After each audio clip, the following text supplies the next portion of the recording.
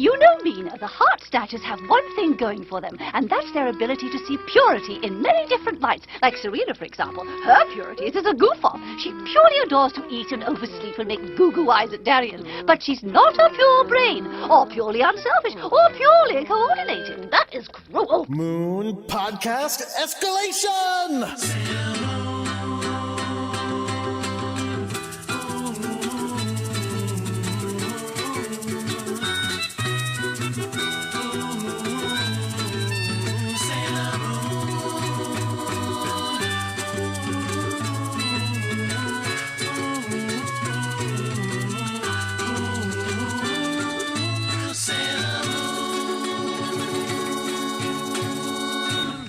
Hello, everyone. My name is Jordan D. White. My name is Chris Sims, and this is Sailor Business. It's the podcast where we sit down with a friend each and every week and talk about the classic 1992 Sailor Moon anime and just why it is that we love it so much. And today, we are going to be watching episode 109 of Sailor Moon S, which is called The Shocking Moment. Everyone's identity is revealed. And folks, it is the Minako episode we have been waiting for. This episode is wild as hell. It's very appropriate that we just talked about Codename Sailor V because we're back with some good Mina. Yeah, like some really good Mina stuff, and I am so excited to get to it. So to help us talk about that, we are welcoming back an old friend of the show. Joining us once again, we have Cassidy Stone. Cassidy, hello, how are you? Well, hello, guys. I'm fantastic. How are you? Great. We're doing very well, and we're not wasting any time, like, say, talking for 35 minutes about something else before we start this podcast. That would be silly. Mm-hmm. Now, Cassidy, our listeners may already be familiar with you because you were on the show quite some time ago. You were actually on our first episodes of 2016, episodes 61 and 62, which means you were here for the first appearance of Bob Floy ice cream. Yeah. I remember that delight. Especially because of Bob Floy ice cream. That is actually probably the main thing I remember about it. Great ice cream. And one of the many businesses that we became obsessed with here on Sailor Business, which weirdly became a podcast about the businesses that we see on Sailor Moon. Sailor About half the businesses. time. Sure, yeah. Yeah. Yeah. It's Sailor Business is. So Cassidy, if anyone wants to hear about your history with Sailor Moon, they can go back to episode 61 and give that a listen. But it's been a while since we've talked to you. It's been about a year and a half. So do you have any Sailor Moon developments in your life? And I think you have at least one, because you've been talking about it on Twitter. Yeah. So I've been looking for something to do while chilling during downtime and stuff, when I don't have work or I need a break. And I started coloring Sailor Moon manga, which is just like chill as hell. It de-stresses you so much, and it started going around Tumblr again, a couple of pages that I did color. And I like to pretend that it's helping me practice for if I ever want to be a colorist for comics, but it's mainly just fun. That's awesome. I haven't seen those. I'm looking them up. I have a question for you that is specifically related to Jordan and something that we've talked about on the show. What color did you choose for Luna? Oh, yes, good question. I thought about that. I went with purple. I went with purple Luna. What? Yeah. But she is not purple. But she is, like, if you picked a color sampler and, like, just went into a screenshot and just picked that color, it'd be purple. It depends on the shot.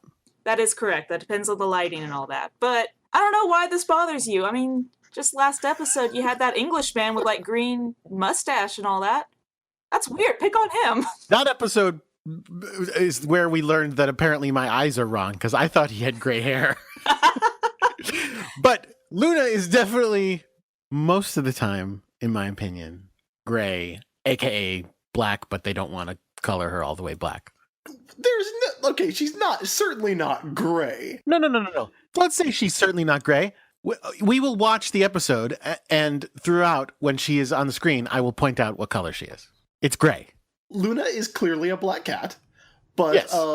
In the way that you can't really represent that shade of black without highlights in right. comics, the Superman's hair isn't blue, it's like a shiny black. Luna isn't purple, she's a shiny black, which translates to purple, and you get unreasonably frustrated about it, I think. No, it's just like on our Sailor Business logo, Chris, where the Luna cat that I drew you as is gray. But it's, I mean, yes, meant to be black, but we show it as gray. I thought I was purple on that. No, you did draw it as gray. Yeah. Someone needs to go in and recolor that. Give Jordan that green hair and make me purple. I've never had green hair. I had pink hair, but not green hair. I can see this as like within the inside universe of Sailor Moon, were I able to summon Luna herself through demonic powers as a real cat, she would be a black cat. Yes. But they portray her constantly and color her as a purple cat. You know, we're going to have to go to the tape. When we watch the episode today and talk about it, I will point out what color Luna is. Well, if anyone wants to see that, it's on your Twitter, which is @CassidyStone1. And I gotta say, like, the way that you have colored these pages, because you've got, there's a Sailor Jupiter page, there's a Chibiusa page, there's a big Sailor Moon action page. Oh, that's delightful. It's genuinely beautiful. Oh, man. Because you never see Naoko Takeuchi's art colored in that style. What did you color them with? I mean, I just got like the big scans, brought them into Photoshop. And just They're digital colors. It's yeah, beautiful. yeah. Oh, thanks. Listen, I'm sure you could get a gig coloring in comics. That would be pretty cool. I would like to. I have tested once for it. That's delightful. Oh, thank you. So, Cassidy, do you have any other Sailor Moon developments in your life of late? Oh, let's see. I finally finished watching Sailor Moon Crystal. Turned out to not be as bad as I thought it would be. So that was nice. I would say that's probably the biggest development I've had. Okay. Yeah. We're eventually going to have to watch it. Yeah, but not while we're watching the main show, I don't think. Well, unless we do Crystal Sodes. We could do some Crystal Sodes. If people demand it, like, maybe, but, like, it's not. I'm not looking forward to that. When the Patreon gets to the level where you can quit your job. Oh, yeah. and just watch Sailor Moon full time. I don't think that level exists. I don't know. I mean, there's a lot to talk about there, just with the particular level of quality the animation went with. Well, now, when you watched it, did you watch it online in the versions that were, like, airing week to week, or did you watch the Blu-ray or DVD copies? Because I've heard that, like, when they cleaned up the Blu-rays, it actually looks pretty good. Yeah, I watched it as it came out online. Well, I gotta say, if there was one episode I would love to watch the Crystal version of, or one arc, I guess, it would be the Deathbusters, because I love the Deathbusters. I'm sure they're not as good, although it's a guess. Because there's probably not that much of them, and again, much like the sisters, they probably, like, show up and then die. That's probably true, and I will say this. Whatever Crystal does with the Deathbusters, probably not as amazing as what happens with the Deathbusters in this episode, which, again, is wild. And I think we should probably just go ahead and get into it. I don't really have any Sailor business, Jordan, do you? Do I have any... I have one thing I did want to mention, because I don't think I mentioned this last time. Oh, I guess I have one thing, too. Which is, I started watching another anime. Ugh, Betrayer. Which, well, yes, it's still not the only important one, which is Sailor Moon. But I started watching One Punch Man, and it's a lot of fun. Yeah, I actually started watching One Punch Man too because it showed up on Netflix. But I was a big fan of the One Punch Man manga as well. I knew nothing about it other than that people kept telling me I should watch it. It's the manga. I would highly recommend the manga. There's one, like, really bit of kind of dodgy and unfortunate storytelling, like around volume 4, but it's quickly moved past. Other than that, I can kind of... David Brothers turned me onto it by saying it's, like, literally the best superhero comic that was coming out, and I kind of agree with him on that. It's a really cool take on superheroes. It starts off with that one, like, what starts as a really one-note joke, like, just about the time it starts to wear itself out, the whole thing changes into something that's, like, really, really fun and elaborate, so... And then I was at a friend's house, and they put on the first episode of another anime, which was bonkers, which was Kill La Kill. Oh, geez. we watched one episode of that, and I was just like, what? But having seen both that one episode and the like 5 or 6 now that I've watched of One Punch Man, I was kind of amazed at how different anime has gotten. I mean, I'm sure again they're not all the same, but like they were so unlike the ones that I was familiar with from a while ago. Like everything is so much faster and so much crazier and like more over the top, and like the action was like insane in a super awesome way. So anyway, yeah, I liked it. Yeah, well, One Punch Man in particular, like I've read a lot of pieces on like the fight scenes and how hard they go into animating those fight scenes to make them look good. And it really does capture the spirit of the manga. I've got a piece of Sailor Business because it's something that I found kind of independently of the Sailor Business audience, and something that was sent to us by several people, and it's Evgenia Medvedeva's new 2017 Sailor Moon ice skating routine. Yep. I saw that. Now, we talked about Evgenia Medvedeva a little bit last year, because she did one last year, too, that was not as elaborate, and I remember, like, feeling, like, really bad for her because she fell during one of her jumps. But it was really, really fun because she did like a Sailor Moon routine, and it had like a transformation sequence involved, and she ended up being able to meet Naoko Takeuchi in Japan.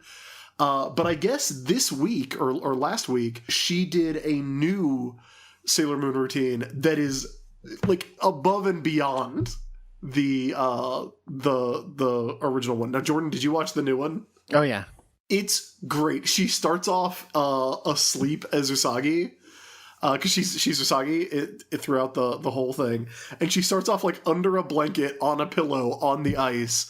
And Luna is involved at one point. There's a transformation sequence. It goes through like 3 songs, like a medley of 3 songs, including all of Miracle Romance. And it's really, really great. So if you haven't seen it, it's floating around Tumblr and Twitter. Just please check it out. It's super awesome. Agreed. Super crazy. Ridiculous Luna puppet. Which is Love that Luna puppet. Not purple. It's not. It's a little bit purple, Jordan. It's black. I'm gonna have to check the tape on that. We're gonna have to go to the tape. I'm just gonna have to load up my likes here. Here, you want me to do a screen cap? I'm gonna go look. I'm gonna go look at the HD version that I have on my Tumblr. I think it's purple.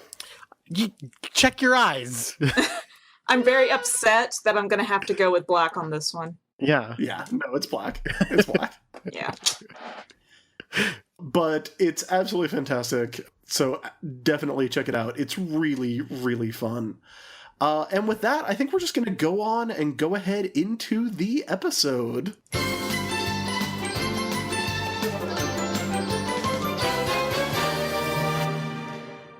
This week's episode is called The Shocking Moment, Everyone's Identities Revealed. So if you were prepared for a shocking moment in this one, they wanted to let you know right up front that you were going to get one. They don't want to scare anybody. Yeah, they don't want to shock us too bad. But I'm assuming that the American title from our good friends over at Cloverway does not quite have the same spoilerific title. Yeah. I don't think there's any chance you'll get this one at all. Give me a hint. This is part of why you'll not get it. I don't know what hint I could give you. As I look at it, I can go, oh, it's sort of maybe could be considered possibly having a pun to do with the monster, but I just thought of that now, and I think in real life it doesn't. Venus on Lockdown. No, that's a better one. I would have liked that more. When God closes a door, he opens a Sailor Scout. What now, Chris, spoiler everybody. What is the monster based on? The monster is a doorknob monster. Yes. / lockpick monster. What do you do to a doorknob? As the doorknob turns? No. That'd be a good one. Sure it would. Don't be a hater. The episode is called No Turning Back. Oof. Okay. Well, I mean, Okay. yeah, that makes sense. I can appreciate the attempt at the pun. There was an attempt made. I'm not sure if they did. I honestly, that could go either way. Listen, I've watched number 110 coming up, and that is an accurate title. I will give them that. There is no turning back after this episode. I don't know. I turned back. How dare you, Jordan? Yeah. So let's do it. So we open at the Witches 5 laboratory, where everyone's favorite lab assistant, Udial, is trying to figure out who their next target is going to be. But there's a problem. She's having some computer trouble caused by the magic of the Holy Grail, I guess? Maybe? Well, I mean, we know Usagi can't log onto a computer to do that. We already know. She said in the first couple episodes. She doesn't know anything about computers. It's true. It's true. Eventually, Udial figures out that the person they're going after is the person who can use the Holy Grail. Whatever that means. Well, I don't even know if they really figure that out. That's why it's not working. He says, she's like, it's not working. And he goes, yes, it's the person who could use the Holy Grail. But I don't know. Who knows? This stuff is weird. I love the Deathbusters arc, but I literally have no idea what their plan is and how it's supposed to work. Well, Chris, I can explain. Yes, please. If they can get the Holy Grail, they will use it to cover the whole world in darkness. Right. I'm sorry. To create the world of darkness we desire, which I assume is a world of masquerading vampires and ascended mages and all of the world of darkness role-playing games. What were the werewolves? The Hunger? Was it Werewolf the Hunger? And I used to like Changeling, the Dreaming. Let's see, World of Darkness games. The Forsaken? No, that was the reboot. Werewolf the Apocalypse, of course. How did we not remember that? Right, of course. Wraith the Oblivion, Hunter the Reckoning, and Mummy the Resurrection. Quick, we have a surprising amount of World of Darkness talk on this show. Oh, apparently Demon the Fallen. I was not familiar with that one. Who on Earth played Mummy? Mummy the Resurrection. That whole list of White Wolf games that we just went through is should be in the dictionary under diminishing returns. Have you ever played any of them, actually? Jordan, you will appreciate this. I played exactly one game of Vampire the Masquerade when I was in high school, playing a character inspired by Deadpool. Nice. No, nice. It was not nice. It was not nice at all. Wait, Alcavian? Yeah, I think so. I mean, he's got to be. He's crazy. Yeah. I did LARPing of Vampire in high school, and then I've played Tabletop Changeling once or twice. I always wanted to play Mage, but nobody ever got that together. No ascending for Jordan. I would not say our high school days sound good based on that information. Are you kidding me? All the coolest kids LARP Vampire. Okay. All right. So point being, Dr. Tomoe needs to get the Holy Grail, and he needs to get it first so that he can create the World of Darkness TM that he desires. And he needs to get the talismans or again, I do not know. Wait, I need to talk about, as he's describing this, they show a wave of darkness, actually a wave of redness, but a wave of something encasing the world. Dark red. Yeah. And then he goes, because if somebody who opposes us gets it, and the image they show is of a naked fairy girl holding up a light. What? Yeah. Yeah, if you watch the next episode, Jordan, you would know that's the Messiah. Oh! I don't know. I pictured Messiah. I always pictured naked fairy girls. Well, I will now. I mean, look, given the show that we are watching, I think that is a safe assumption to make. Naked girl made of rainbows with wings. Yep, checks out. Story checks out every time. Yep. There's also a little joke here where Udial talks about how she's going to take the cost of the phone out of Dr. Tomoe's pay. Yeah, wait, what? I love that. This is something that we haven't really talked about. Is this Professor Tomoe's job? Well, and if it is, she pays him? Like, I would have thought she was his employee. Yeah. Yeah, she's the lab assistant. Who is Dr. Tomoe's boss? Well, Dracula, obviously. Probably. I mean, you explain like he's working in a fucking basement. He was working in the lab. Oh, I mean, my favorite part after that is his immediate response of, the Sailor Guardians will pay for this. I don't know how he's going to get $30 out of them for a new phone, but... Sure, man. They've got that. After that bit of setup, we cut to the Hikawa Shrine, where the Sailor Senshi are all there. We've got Usagi Tsukino. She's 15 years old. She's Cancer. Her blood type is O. We've got Minako Aino, a Sailor Venus. We've got Ami Mizuno, Sailor Mercury. Rei Hino, Sailor Mars. And Makoto Kino, Sailor Jupiter. All in the house. Is there a reason you're doing full names? We haven't done it in a while. Okay. Just a reminder. We might have new listeners. You don't know. Yeah, for the benefit of those people who listen to our podcast instead of watching the show. Yeah. All 5 of our Sailor Scouts are there, and they are doing a practice exam because the season-long arc is about them taking their high school entrance exams. And Usagi has just finished... I thought it was a single problem, but is it actually a practice test? Or is it a single problem? The impression I got was that it was a single difficult problem, but Yeah. it could be mistaken. I mean, at first I thought it was a practice test, because she's like, it took me 23 minutes. I'm like, maybe it's a short practice test. And then afterwards, it started to sound like just one problem. Yeah, she says it was a difficult problem, too. Yeah. So she has been spending the past 23 minutes and 47 seconds on a single problem on her practice test. But she finished it, and everyone is super happy for her because that's the fastest she's ever done it. Wait, okay, let's see.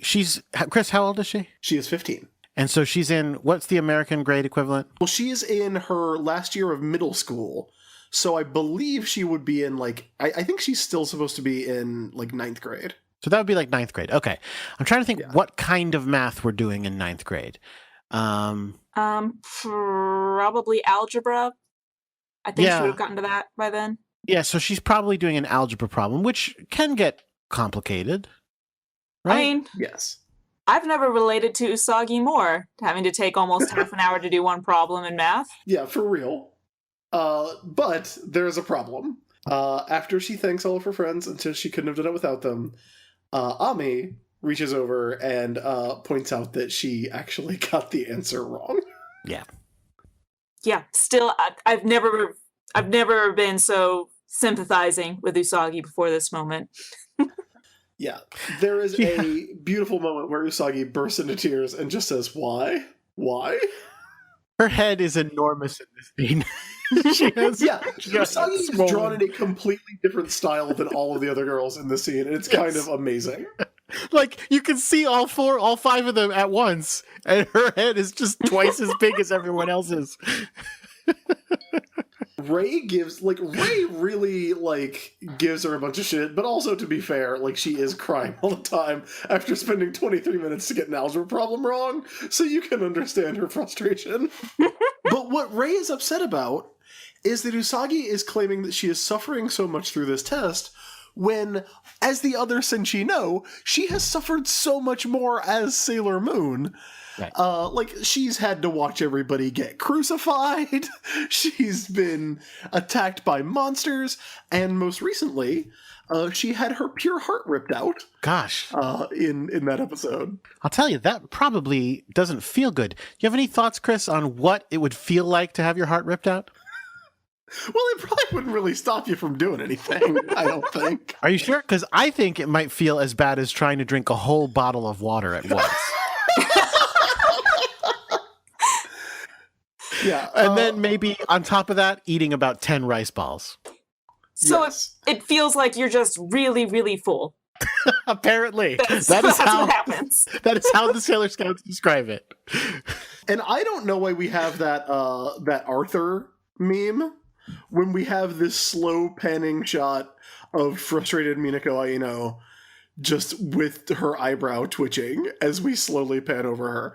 Because all of the other scouts start talking about how they have been attacked and had their pure hearts ripped out. It happened to Sailor Jupiter when she went on a car ride with Haruka and Michiru. By a scarf. It happened to Ami when she went swimming that one time. Yep. It happened to... When did it happen to Ray? Probably at the shrine one time. I mean, that always happens. Yeah. I legitimately do not remember it happening to Ray, but it kind of has to have for the rest of this episode to work.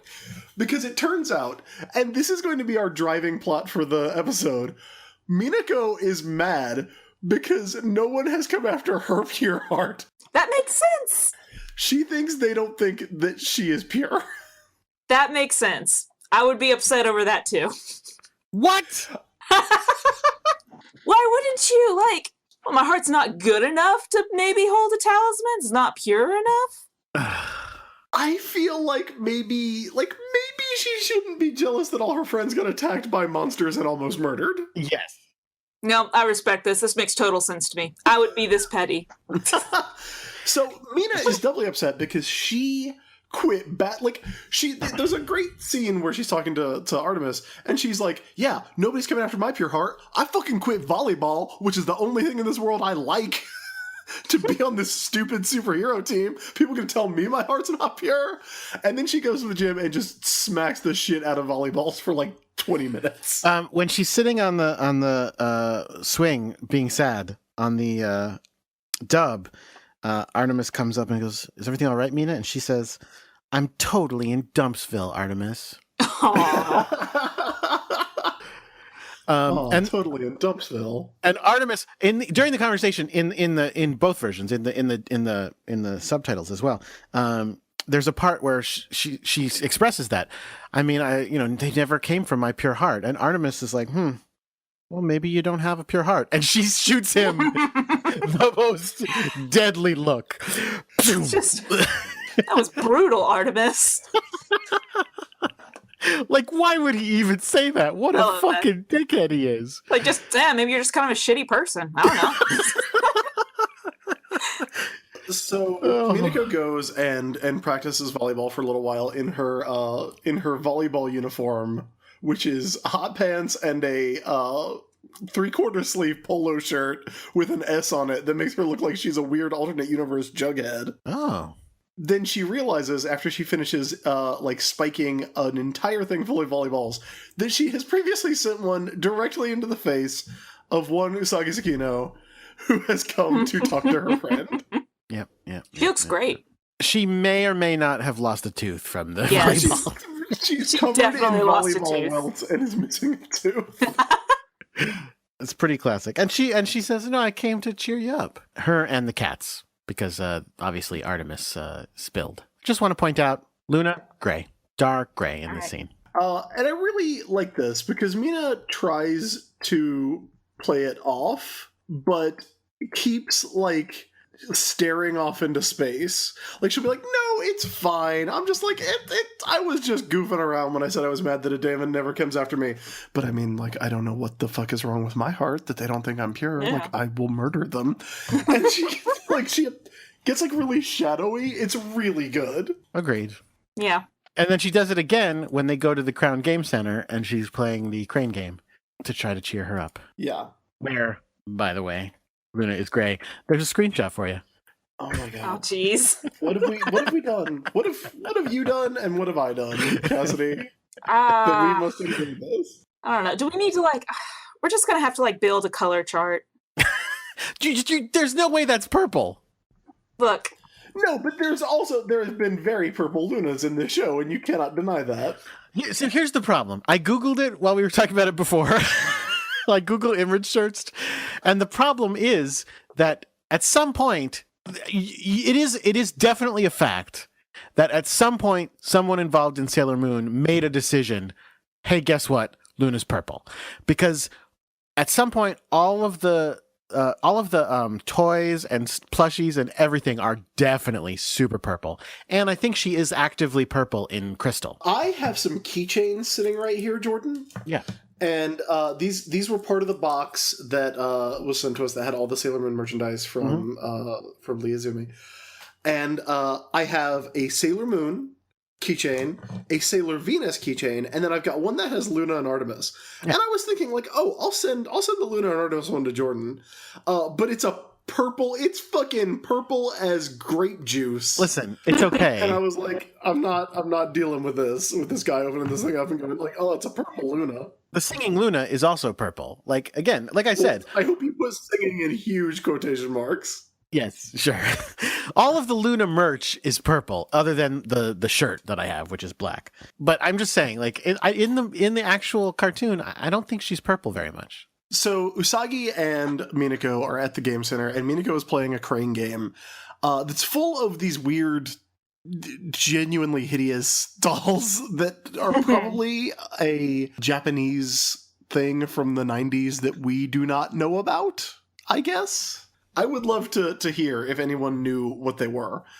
But Luna straight calls Minako out and says, I hope you're not planning to get attacked by a monster on purpose. And Minako's reaction makes it very clear that that is exactly what she is planning to do.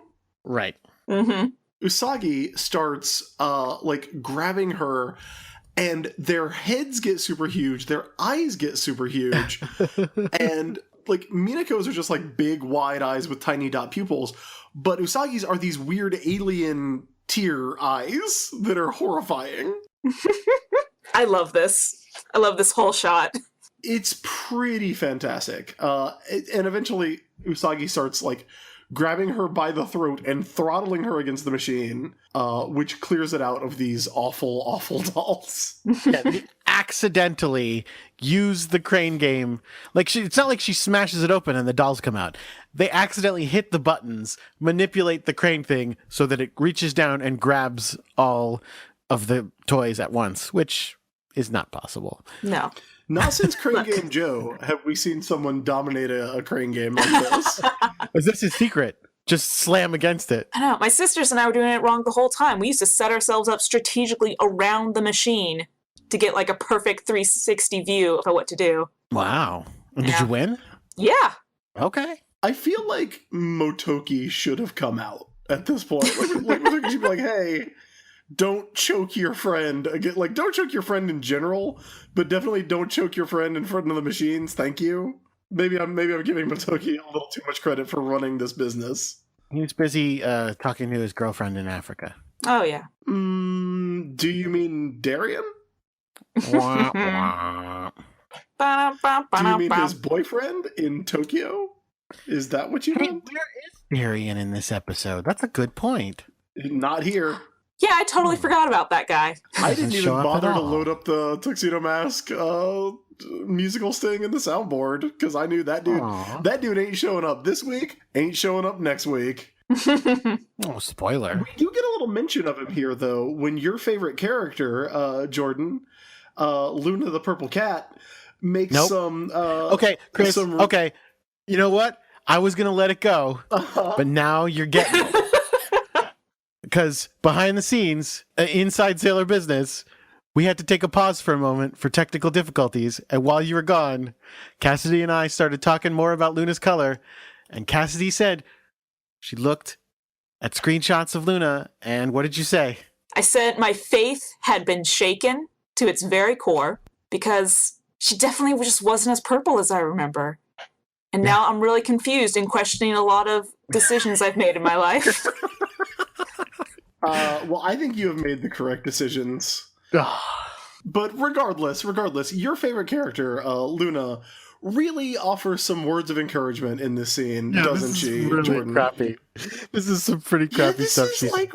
This is like season 1 Ray level, like, jerk move from Luna. And they actually, so she's literally just listing everything that's wrong with Luna, going, she's single-minded in her pursuit of Mamoru and I'm sorry, yes. Yeah, of Usagi. She's single-minded in her pursuit of Mamoru. She's single-minded in, like, wanting to eat and sleep and take the easy way out. But that's not being pure-hearted. That's just being an idiot.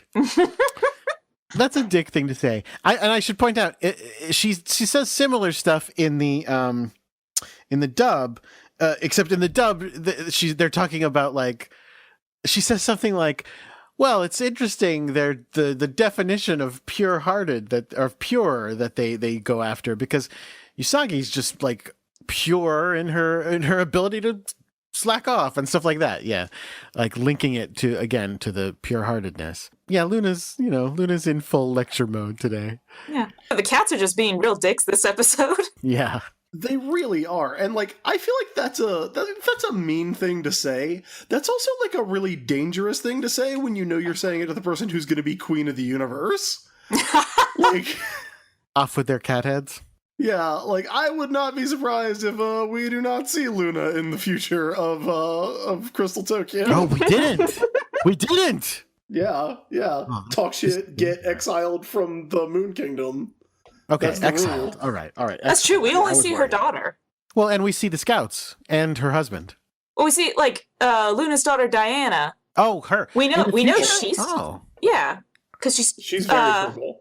oh, right. I remember what you're talking yeah, about. because she's friends with Chibiusa and everything. So Diana gets to stay. Her mom gets exiled. Can you Wow. imagine how terrible Luna would be to her own child? Oh god. The worst. Mina is saying she doesn't care about any of that, but then she does ask if Usagi can do her one favor: take half of the toys that she won. And Usagi's like, And no. Yeah. In the dub, they have her offer the things, and Usagi's like, I'd rather not. I don't think I want them. And she's saying, and then Mina says something like, I'm being pure-heartedly giving, or something like that. this is where things get buck wild. Yes. This is great. Because first, Mina goes to the comic book store and picks up a book called A Guide to Pure Hearts, I think is what it is. Comic book store? I thought it was a comic book store because it has like, well, I guess maybe she's just in the manga aisle of a bookstore. Or maybe I am literally just used to seeing Japanese books as manga on the shelf in this office. Maybe that's what the problem is. Just She's at the bookstore. She grabs a book called A Guide to Pure Hearts, and someone sees her reading this guide. It's Haruka and Michiru, and they notice that Minako is looking for Pure Hearts, and they start flipping the fuck out.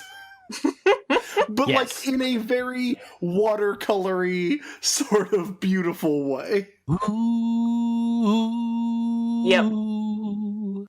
So they start having this weird conversation about Pure Hearts, and Minako keeps like almost saying something about talismans. And they're like, "Are you talking about ta?" And she's like, "Taking an interest in my community." It's pretty great. She literally starts asking them, like, what do you think a person with pure heart would act like? And they are like, duh. But they do tell her that a person with a pure heart would be helpful to others. Yes. And at this moment, I honestly thought this was Yudial driving by, because a small white car with bullhorns on it drives by, and it's there's a blood drive going on.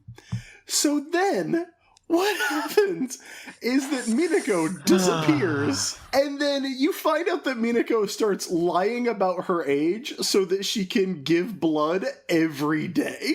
Yeah, she goes off to give blood. Oh, but don't forget, she actually gives ugly dolls to. yes, in like Eris the and best everything. moment. Because Michiru and Haruka, they're turning away. They've got the watercolors with the petals floating down. It's all very serious and like we had nothing to worry about at all. And Minako interrupts their beautiful, serious walk away to be like, "You guys want some of these dolls?" And they're just, "I don't really want this." And then, well, I think the most amazing thing is that after that, we get a close-up on the horrible dolls in their outstretched hands, and the two dolls get the watercolor fade. Yep. Yep. It's beautiful. Yes. So then Mina goes to give blood. She runs Yes. over. She gets signed up. Don't hesitate and take as much as you want. I want to help everyone in the world, she says. So she goes off and gives blood. cut back to... Well, hang on a second. Okay, hang on please. a second. We can actually look this up. Where's my copy of Codename Sailor V that I had out for the Chibi-sode? You're going to see what her blood type is? Yeah, I want to see what Minako's blood type is. Here it is. Okay. Minako, 13 years old. Where is the... Here we go. Blood type B. Now, Okay. She's not going to help everyone in the world. Yeah, she doesn't have, like, universal donor blood. So is B blood type rarity? Let's see. If she's B negative, that is very rare. That is actually rare. Well, regardless, I mean, listen, they need all the blood types, don't they? Like, Well, yeah, I know they need all the blood types. B positive, 1 in 12. B negative, 1 in 67, actually. wow. Okay. Yeah. So we cut back to Tomoe and talking on the phone with Udil. Here's the problem. I'm going to slightly spoil this because we don't 100% know this right away. Fucking her plan works, guys. Her plan, her stupid, awful, should not work plan works.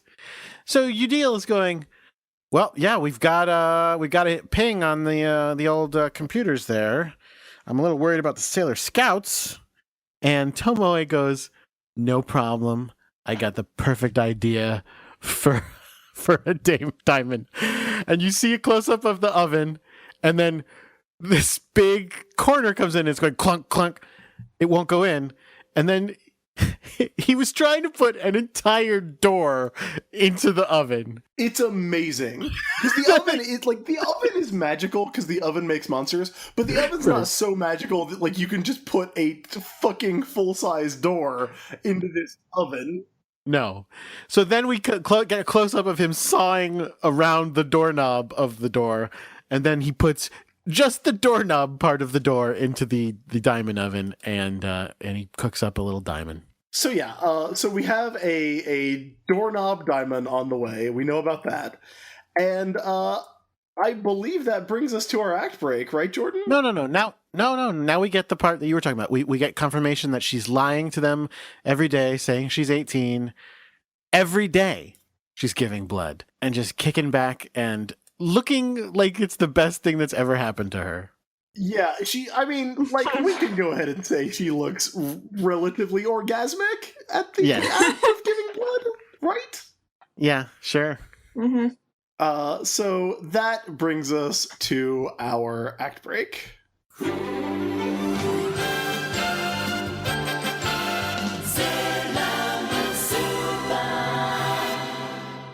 As you may already know, Sailor Business is supported by our listeners on Patreon. You can go to patreon.com/sailorbusiness and kick in as little as $1 every month to help us keep the show going, help us to do extra shows. We actually just passed the mark where we are going to be doing Xena Warrior Business mini episodes. I think I'm going to be calling them Gabby-sodes. So Allison Stock and I have to sit down and read some fan fiction of an adult nature. So that we can talk about it in the first Xena Business minisode. Neither of us is looking forward to that, but thank you for your money. Yeah, thank you so much. It's the amount we're getting right now is even higher than last time I looked at it. It's absolutely wonderful. And I should mention our next goal is that we will do more music. When we reach 1,000. We will. I will pledge to, work hard and do more Sailor Moon music for everyone. And Allison said she will do musical recaps of Xena episodes, which I'm actually interested in hearing very much so. Probably the first Sailor Moon song I would do if we reach that is the Mercury and Uranus transformation song, because I do really like that song a lot. Yeah, well, we've been having technical difficulties. You've been kind of noodling at it on the on the ukulele. And I will say that money goes to help out me and Jordan and Allison, obviously, but also Jake, who is our editor and who has to deal with the nightmare of stitching this particular episode together this time through all the difficulties we had. But head over to patreon.com/sailorbusiness.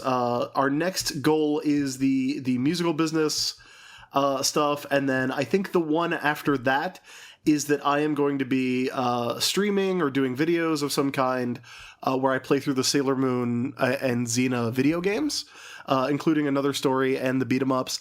I actually have a Twitch account now at twitch.tv/SailorBusiness that I've been testing some stuff out. I did a little bit of streaming. I did a Power Rangers game to kind of promote Skater X #3 coming out, and I did some of the X-Men Super NES games to promote X-Men 92 Volume 2 coming out recently. Nice. So I'm going to be probably doing those off and on as I kind of teach myself Twitch, but when we hit that 1250 level, we are going to be doing, I am going to be doing some playthroughs. I played about 5 minutes of the Xena game for Game Boy Color. It's nuts. Weird. If you want to experience that, definitely hit us up at patreon.com/SailorBusiness, like these fine people. And we will start with Hugh J. O'Donnell. Thank you, Hugh. Let's see, we have Kelsey Buckmaster. Thank you, Kelsey. Erica Hollingsworth. Erica, thank you. Lindsay Hornsby. Thank you so much, Lindsay. Clarissa Wilcox. Much appreciated, Clarissa. This one we've talked about before, so I don't know if this is a new pledge or a separate pledge, but Redemption. It's Redemption being rethanked by us. This is the one that put us over the top. Krista Rodriguez pledged. Thank you, Krista. Thank you so much, Krista. Jeffrey Payne. Jeffrey, thank you so much. Samantha Sosterich. Awesome. Thank you, Samantha. My former coworker and Riverdale recap buddy, Emma Lawson. Oh, thank you, Emma. Jennifer O. Thank you, Jennifer. And James by God Gibson. Probably not the James Gibson I'm thinking of, but James Gibson just pledged. Thank you so much, James, and thank you, everyone, for helping out. We really appreciate it. It makes all of this possible. It really does. Just a quick update for backers at the $15 level. The pins are on the way. We have an amazing design of Tennis Ball Sailor Moon by Katie Donnelly that will be coming in pretty soon. Jake's going to be mailing those out. Jake, you have so much work to do. I'm sorry. But yeah, those pins will be going out. They're going to be awesome. And if you are going to be at Heroes Con and you're a backer, I will try to bring some with me for people who swing by the show. But otherwise, I think we're just going to mail them to everybody. So thank you if you're a $15 backer. Thank you if you're an above $15 backer, too. We have a couple of those, and that's super awesome. Yeah. But yeah, I think that's it for our little act break here. You guys ready to dive back into it?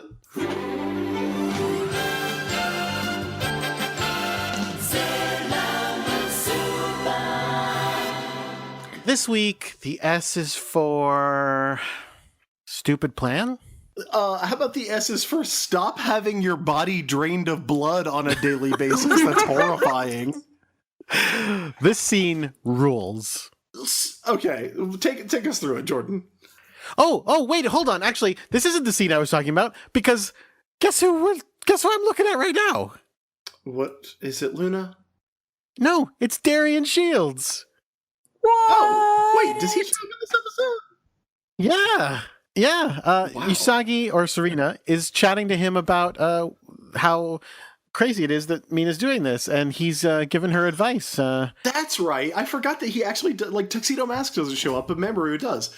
And I actually do like this scene because it's one of the few times in the show where somebody actually stops and looks at the events going on around them and then kind of goes, "Hey, this is really fucked up, right?" Yeah. What's happening to us, right? Like what our friend is doing, that's really messed up right now, right? Because they're talking about how Mina is lying about her age so that she can get exsanguinated on a regular basis. Yeah. Yep. And he gives decent advice. Now, granted, he's in the episode for 5 seconds, but he's yeah, that's messed up. She's got to make sure she's has all her nutrients, which inspires Serena to help, or Usagi to help. So in the next scene, we see Mina is running to get her donate blood again, and everybody is spying on her. Which is to say, Rei, Makoto, and Ami are spying on her, along with the 2 cats, peering at her through the bushes and gossiping about her, and all pointing out really good points, like this could get her killed, not just because she's donating all of her blood, but because if the monsters come, their whole deal is they want to steal hearts and not give them back. Yeah, like they want to steal hearts. Also, she'll probably get killed by a monster. Mm-hmm. She seems fine though. Like she is real strong. This is a strong child to give up so much blood. Yeah, she must be. I don't know. She's eating a lot of cookies. I don't know what she's doing. Yeah. Well, while the rest of the girls are spying on her, Usagi is running at her with an arm load. No, you got to go back to Artemis being a dick again, because then Artemis goes, yeah. But is it really pure-hearted if she's just donating blood to make it look like she has a pure heart? And everybody's like, ooh. Well, the answer is Artemis. I think that's a reasonably weird philosophical concern, but it's a reasonable concern. But it turns out the answer is yes, she is still pure-hearted because the plan worked again. Yeah. Usagi runs up, and oh, by the way, also, Haruka and Michiru are there too, spying, because this girl has been walking around talking about pure hearts. Usagi runs up with basically what is an armload of 5-hour energy drinks, which I think is hilarious. That's exactly what they look like. There's these little bottles, and it says they're vitamin A and vitamin C supplements, which that's important to have if you're not gonna have your blood. But it's also really weird that, like, Minako doesn't seem very adversely affected by this. Minako's just chugging 5 hours and walking around as though this is completely normal. Yep. Yeah, she's fine. She's doing great. But it's because she's crazy and is determined to prove that she is pure-hearted to get attacked by a monster. Yeah, and I love, like, this, again, it might not be, it might not be an admirable personality, but I do love that this is Minako having a personality. Sure. Mm-hmm. Because this is a thing that, like, you kinda couldn't do with Usagi, but you can do it with Minako, and it really works well, I think. Especially since you have Usagi, like, chasing after her, trying to keep her from dying. I'm trying to think about Sailor V, codename Sailor V. Does she have a kind of mildly selfish core to her back then? And the answer is, yeah, kind of. Like, not as blatant as this, but yeah, you definitely get the sense that she's really into being famous as Sailor V, which, again, Usagi never really... There's one episode where she wants to be famous, but that's a side thing. And if people listen to our full-length Chibi-sode about codename Sailor V, like, there was also, there's also that weird story where she turns into the teacher so that she can kiss the boy. Yeah. Who can then move on with his life. So Mina is marching down the street with Usagi going after her, kind of being like, trying to help, trying to be a good friend. When things keep getting crazier, and they're about to get crazier again. Like I said, the stupid, terrible plan worked. Udil drives up, blasts her with the heart gun, knocks her heart out, and at the moment when normally the character would fall unconscious on the ground and someone would grab the heart and go, oh, it's garbage, and throw it away. Instead, Mina goes mental, grabs her own pure heart, and is like, my pure heart, I have a pure heart, cackles and runs off with it. Where is she going? It is the cackling that does it. Because we see, she does she gets shot in the back, she does the big, back bend, and the heart comes out. And then she just folds back forward and grabs it and goes, and then just tears off. And everyone is like, oh my god. So Udil is chasing her in the car, Haruka and Michiru are chasing her, Usagi's chasing her, the other girls and cats trip over all the 5-hour energy drink bottles and just eat shit on the concrete. It's bananas. And Minako is Minako is a weird, pure heart hoarder monster now. Yes. And so she's going underground into a parking garage where she finally passes out. Kind of like remember when the girl tried to kiss everything? Yes. She's like that girl, except she's just coveting her own pure heart. I love her in this. Where is she going? What's her plan? No plan. It's great. Yeah, she's so good. It's so good. And her no plan doesn't go anywhere. She runs into a garage and then apparently runs out of steam and falls over and is unconscious. Yeah. So Usagi shows up and she's like, hey, don't get any closer to that girl. And Yudiel's like, yeah, whatever. Come on, Diamond, let's do this. And so we are introduced to the thing that is like maybe as weird or weirder than what we've already seen, which is Doorknobder. Yay! Doorknobder is amazing because Doorknobder is a sexy door monster. Yeah. But Doorknobder is perfect because what Doorknobder does is locks all the doors so that no one can escape from this room.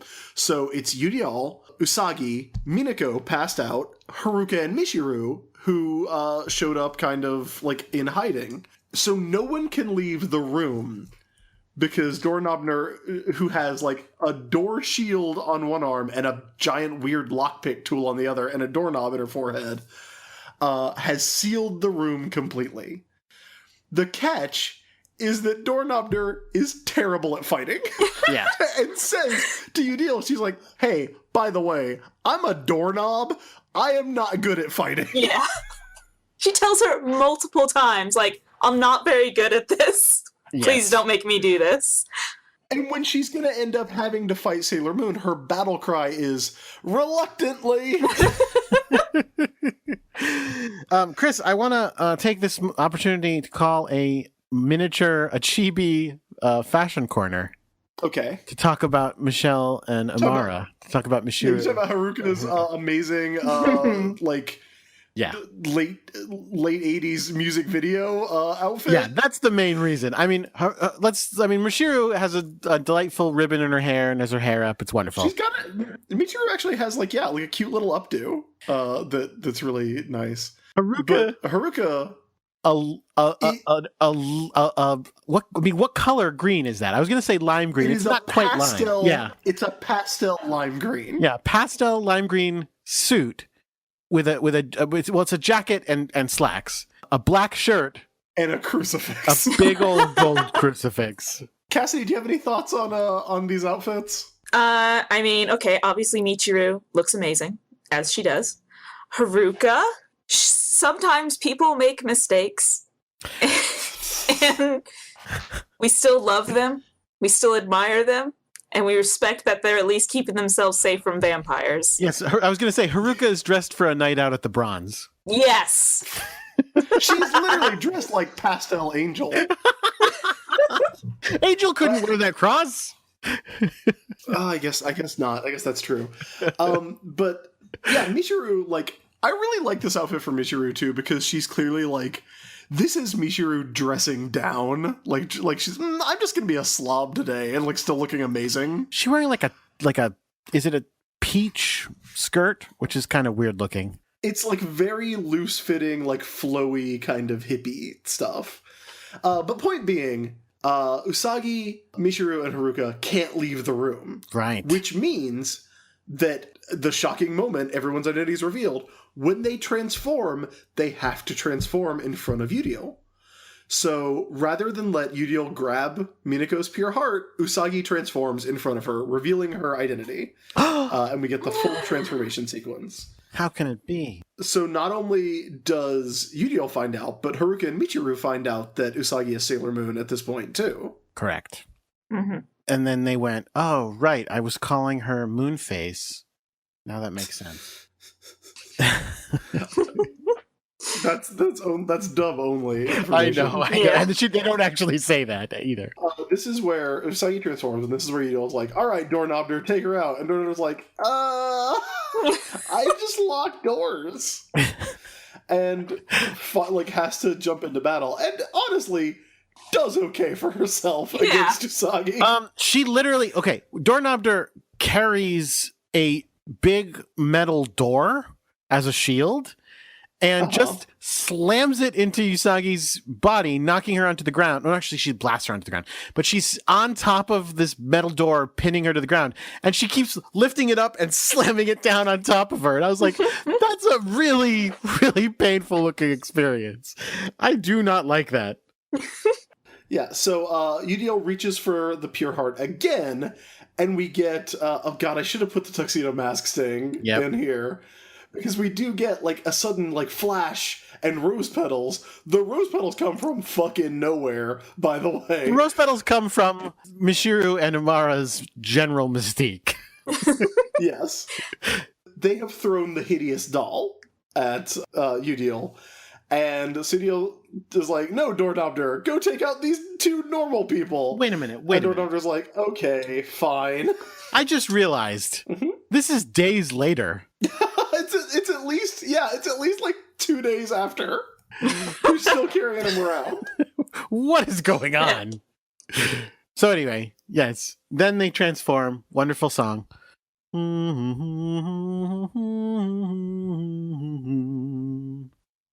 Good stuff. Yeah, so we get a little bit of world shaking that hits Udiel and just knocks her lab coat off. Her lab coat and glasses, I guess. And then Michiru goes for the Pure Heart, and now everybody's secret identity is out in the open. Although, like, what would be hilarious is if Haruka and Michiru were like, well, we know Usagi's Sailor Moon, but who are the other 4 scouts? Yeah, they didn't say Is that. it those 4 girls she's always hanging out with? I guess we'll never know. Yeah. Oh, I have guys, you might want to brace yourself. Oh, dear. Because I have an even more shocking revelation. Okay. The heart isn't one of the ones they were looking for. Oh, man. Like, you know what? I bet we're never going to get a heart that's a talisman. I bet that's never going to happen. Give up now. Yeah, it's a good place to give up, I think, right now.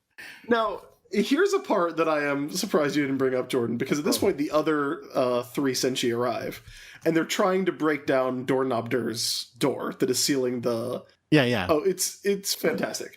It's sealing the garage. So we get burning mandala, and we see the door kind of burn a little bit, get hot from the middle. Then we hear sparkling wide pressure, and we see the flash of lightning around the edges. And then the third attack, because those 2 weren't able to take down the door, we get Shine Aqua Illusion. Right. They don't even show us what that looks like. We get, go ahead and cut away when we get Shine Aqua Illusion. There would have been some moisture on the door, I suppose. Mm-hmm. Some condensation. Doorknobder goes to do some fighting, gets deep submerged, and literally is one of the first monsters to run away and run back to Udiel and be like, hey, I'm not good at this. I'm going to die. And then Sailor Moon kills her. Yeah. Now, here's a weird part. While Sailor Moon is doing her attack, literally, they break into the attack to show stuff. They have to show us Udiel getting together a giant flamethrower. So then, as she does the moon heart attack, Udiel does her giant crazy flamethrower, and you get to see flames versus hearts, which is funny. But part of me goes, why did they even do that? Because it still kills the monster. Is it that it would have killed both of them? Usually, I don't think of moon heart attack as a spread attack. It just kills the one person, usually. It's weird because if we saw the giant truck-sized heart in this tiny room going toward there, I could buy that. But we don't. We see a pink Hadoken that looks it's like Lisa Frank's Hadoken is what it is. It's like a pink Hadoken decorated with hearts. We don't see the big one. And all we really see is kind of the spiral of hearts that come out first before we get the big, lovely. Right. I also wish that we would have, we get the standard lovely footage that does not have, a spot for Doorknobder's door, which I really wish they would have thrown in. That would have been nice. So, after that, Udiel is okay, whatever, guys. I have a flamethrower, and I understand you guys are Sailor Scouts, and I understand you guys are Sailor Scouts, and I understand you guys are Sailor Scouts, but there is one normal girl left in this room, and I am going to set her on fire if you guys don't stop. So, Udiel, when she has the flamethrower out and is getting ready to burn Sailor Venus to death. Nope, not Sailor Venus, a totally ordinary girl. Minako Aino. She is stopped when Minako, who I guess she has her heart back, but keep in mind also she has a heart, no blood. 0 blood. Yeah. Blood meter down. This girl is so strong. Her blood has been replaced by energy drinks. Minako does not fuck around. She stands up and throws the entire basket of horrible dolls that she won days ago. Yes, that she has been carrying around with her. And for the rest of the fight, there is going to be one perched on Udiel's head, which is amazing. That. I don't remember that. Oh, yeah, there it is. It's adorable. That part I love, too, because, again, then Udiel gets to go, you were all Sailor Guardians? This is very coincidental. It's pretty great. So we get a full Sailor Venus transformation sequence that is again interrupted by "You Are All Sailor Guardians," which is hilarious. And Venus Love Me Chain fucks up that flamethrower, which it tears the flamethrower open and the flamethrower does not explode, which is what I assumed happens when you tear a flamethrower open, but I play a lot of video games, so I don't know if that's true. Yeah, hard to say. And then Udiel just gets in the Subaru and pieces out. Yep. And speaking of piecing out, at that point, Neptune and Uranus are just like, cool, and start walking away. And Sailor Moon goes, hey, Haruka and Mishiru. And all the other girls are like, oh, what? And then she's like, do you really have to do this thing where you kill somebody? And they're like, yes. Goodbye. Yep.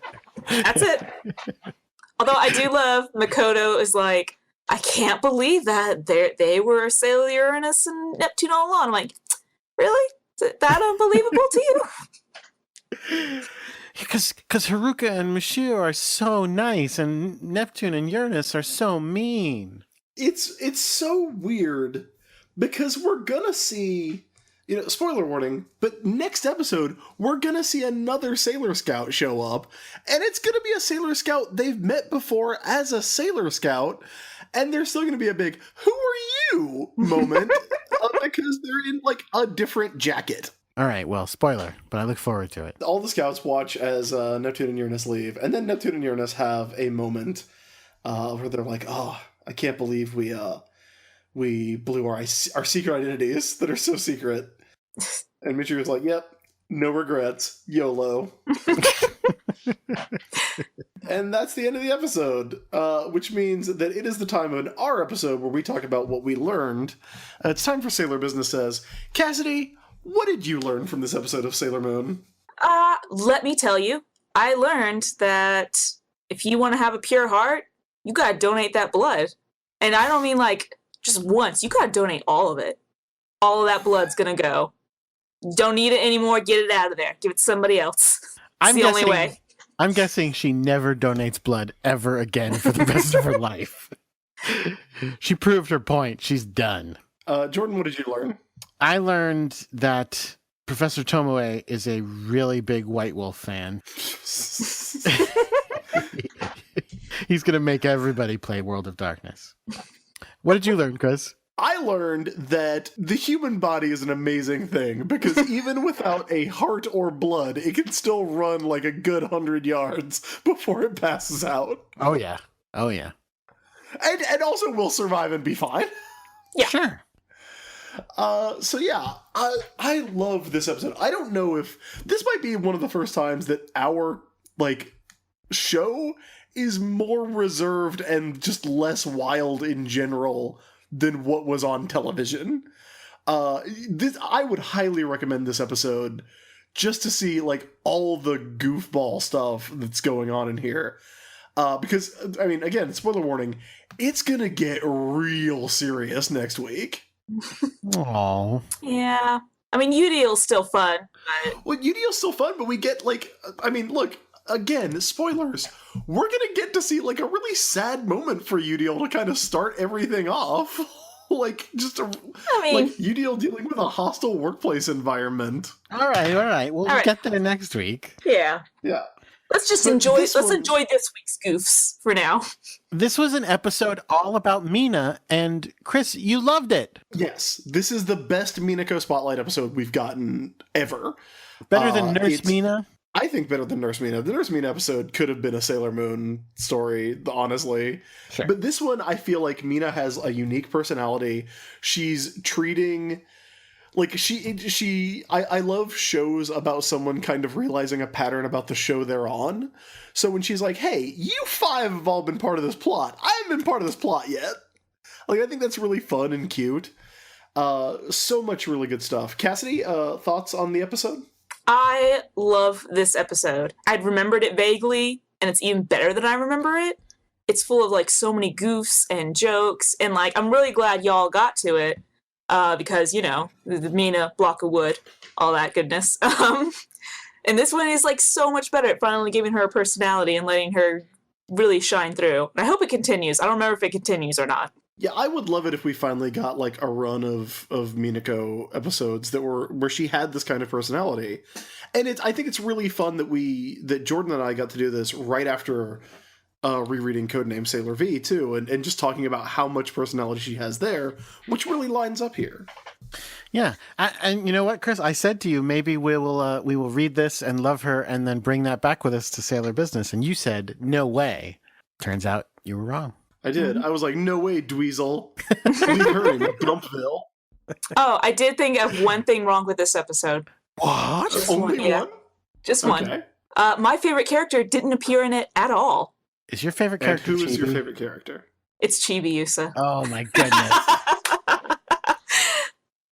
I forgot. Yeah, unfortunately, we're not going to get Chibi next week either. And I gotta say, Chibi's great. Like, Sailor Chibi Moon is so much better than Chibi Usa was. Yes. Like, Chibi Moon, I get it. She's awesome. Yes, I love her. I love Pink Sugar Heart Attack. I love it all. It's funny. Yeah. It's funny. I didn't miss